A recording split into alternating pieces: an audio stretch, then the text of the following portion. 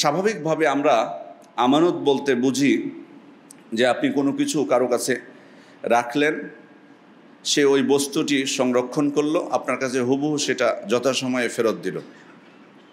যদিও বাহ্যিকভাবে এটাই আমরা বুঝে থাকি, কিন্তু আমানত অনেক ব্যাপক অর্থবোধক একটি শব্দ। আল্লাহ তাআলা পবিত্র কোরআনে বলছেন, ইন্না আরাদনাল আমানাতা আলাস সামাওয়াতি ওয়াল আরদি ওয়াল জিবালি ফাআবাইনা ইয়াহমিলনাহা ওয়া আশফাকনা মিনহা ওয়া হামালাহাল ইনসান ইন্নাহু কানা যালুমান জাহুলা। আমি আমানতকে পেশ করলাম আসমানসমূহ, জমিন এবং পাহাড়ের উপর। তারা এই আমানত বহনে অস্বীকার করল, কিন্তু মানুষ রাজি হয়ে গেল সেটা বহন করতে। ইন্নাহু কানা যালুমান জাহুলা, নিশ্চয় সে বড় অজ্ঞ এবং অকৃতজ্ঞ,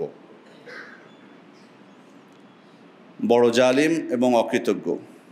সম্মানিত উপস্থিতি, এখানে আমানত বলতে, এই আমানত অত্যন্ত ব্যাপক অর্থবোধক বিষয়। এই আমানত বলতে মূলত এই আয়াতে আল্লাহ তাআলা শরীয়তের বিধিবিধানকে বুঝিয়েছেন, তাওহীদ প্রতিষ্ঠাকে বুঝিয়েছেন। অর্থাৎ তিনি যে আদেশগুলো করেছেন সে আদেশ মেনে চলা, যেগুলো থেকে নিষেধ করেছেন সেগুলো থেকে বিরত থাকা, এটাই মূলত এখানে আমানত বোঝানো হয়েছে। এই আমানত আমরা বহন করছি। এক্ষেত্রেও যদি আমরা আল্লাহর আদেশ মেনে না চলি এবং তার নিষেধ থেকে বিরত না থাকি, তাহলে এটাও এক প্রকার খেয়ানত, এবং সবথেকে বড় খেয়ানত এটাই।